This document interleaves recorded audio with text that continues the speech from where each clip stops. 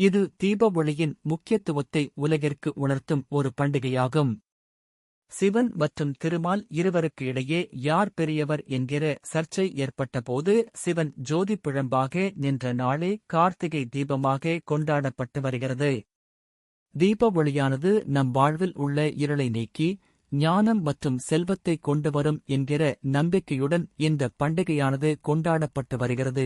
கார்த்திகை தினத்தில் 27 நட்சத்திரங்களை குறிக்கும் வண்ணம் குறைந்தபட்சம் 27 தீபங்கள் ஏற்றலாம்.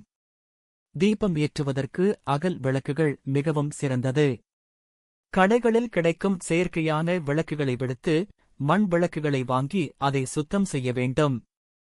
முதல் நாளே விளக்குகளை வாங்கி வந்து அதை இரவு முழுவதும் தண்ணீரில் ஊற வைத்து மறுநாள் சுத்தப்படுத்தி காயவிட வேண்டும். பின்னர் அவற்றிற்கு மஞ்சள் குங்குமம் வைத்து நல்லெண்ணெய் தீபமிட்டு வீடு முழுவதும் விளக்குகளை ஏற்றலாமோ. தீபத்திருநாளன்று இத்தனை விளக்குகள்தான் ஏற்ற வேண்டும் என்கிற கட்டாயம் இல்லை. உங்களால் எத்தனை தீபம் ஏற்ற முடியுமோ அத்தனை தீபங்கள் ஏற்றலாம். பூஜை அறை, வாசல், கொல்லைப்புறம், துளசி மாடம், ஜன்னல்கள் என அனைத்து இடங்களிலும் 5, 7, 9, 11 என்று ஒற்றைப்படை எண்ணிக்கையில் தீபம் ஏற்றலாம்.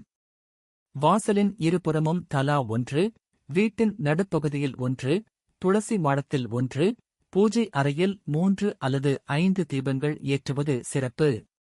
அனைத்து தீபத்திற்கும் நெய் இட முடியாதவர்கள் 1 அல்லது 2 தீபங்களுக்கு மட்டும் நெய்யை பயன்படுத்தலாம். விளக்கிற்கு அடியில் வாழை இலை, பூவரச இலை அல்லது தட்டு போன்றவற்றை பயன்படுத்துவது சிறந்தது. அறுகோண தீபம். கிருத்திகை நட்சத்திரம் என்பது முருகப்பெருமான் அவதரித்த நட்சத்திரம் என்பதால் அறுகோண தீபம் ஏற்றுவது மிகவும் சிறப்பானதாகும்.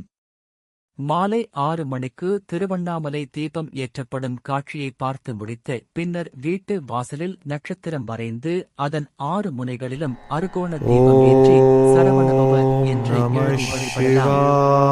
அறுகோண தீபம் ஏற்றி வழிபடுவது குழந்தை இல்லாதவர்களுக்கு குழந்தை பாக்கியத்தையும், திருமணமாகாதவர்களுக்கு திருமண வாய்ப்பையும் என்று கூறப்படுகிறது.